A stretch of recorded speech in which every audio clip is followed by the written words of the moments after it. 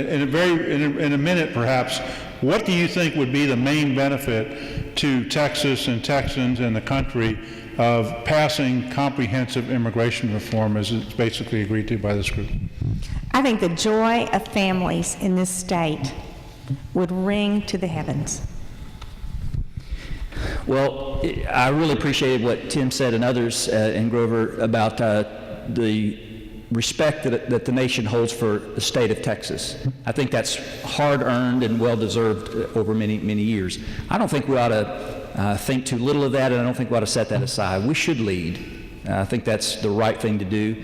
And if Texas can solve this problem, if Texas can have a mature conversation about the issue and bring some common sense to this discussion, we'll do our nation a great service. And why not? We're a border state. We are a great diversity of people, not just Hispanic, Anglo, African American, Asian. I mean, this is a great, great example of what this nation really could look like. And if we get it right here, we'll be a great model to the nation for some very, very helpful steps to take. Chief. By the way, I'm an immigrant. I'm a recovering immigrant.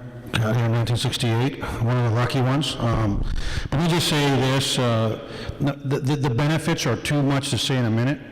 I mean, from an economic standpoint, from a moral standpoint, from a public safety standpoint, there are a lot. But I want to remind people that what's made this country great as an immigrant, you know, they had that book, The Greatest Generation, Brokaw, The Greatest Generation. Well, he was wrong. That was a great generation. But what has made this nation the greatest nation on earth, and what has given us the ability to fight back every foe, has been the fact that for over 200 years, we have had young people stand up and take the fight to our enemy.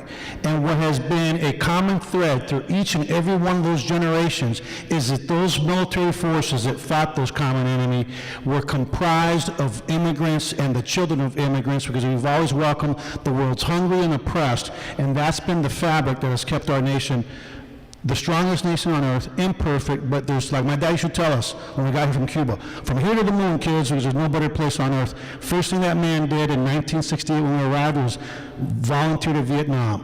When you treat people with human dignity, when you treat people with respect, you garner that, I mean, I'll die for this country. I quit law school, no offense to the lawyers, because I would have been a rich guy as a lawyer, out of a sense of patriotism. That's the way I was born, and I think that the vast majority of immigrants throughout our history have given greatly back to our nation. We should never forget that. Chief. Sound and comprehensive policy will be wholesome to all, from an economic standpoint, from a public safety standpoint, from all standpoints that I can see. We've got to get away from basically shooting from the hip, if you will, in terms of policy.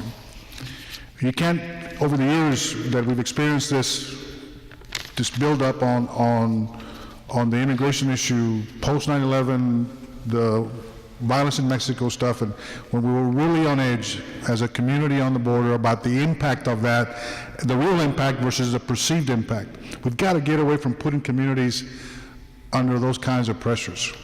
We've got to get away from turning on the TV, from feeling like you're going to turn the TV on, and the next big crisis in our country, hoping, crossing your fingers at our level, that it's not an illegal from Mexico, because, God forbid, and we're in the right place for that, by the way. But can you imagine if the Dorner case, the recent case in California, had that person been someone from Mexico? I mean, we'd probably be drafting up legislation now already. So we can't live like this. We can't have entire communities on the border, states for that matter, live like this. We don't allow, in everything else that we do, we don't drive the 98% by what 2% want.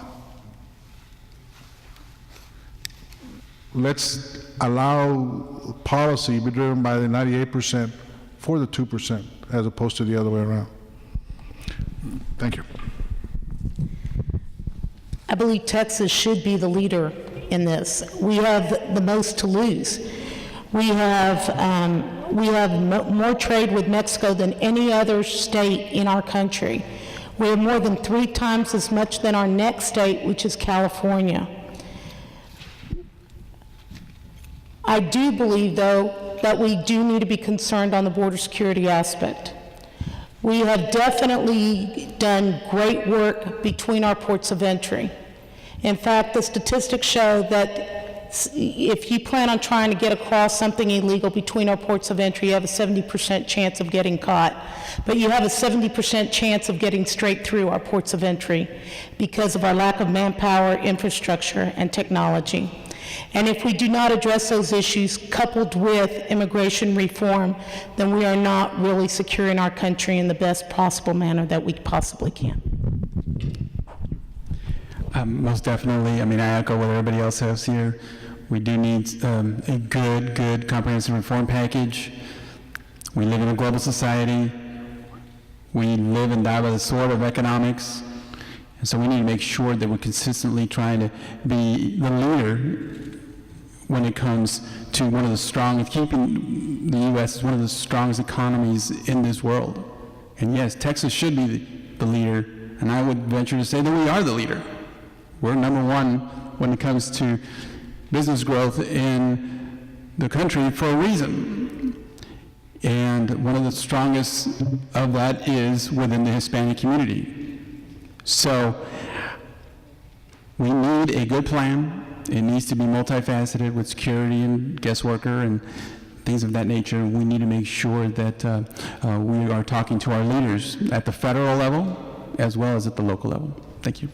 I would ask the panel just to remain seated just for a few minutes, and I would ask everyone in the audience to give them a round of applause, show our appreciation. Thank you all.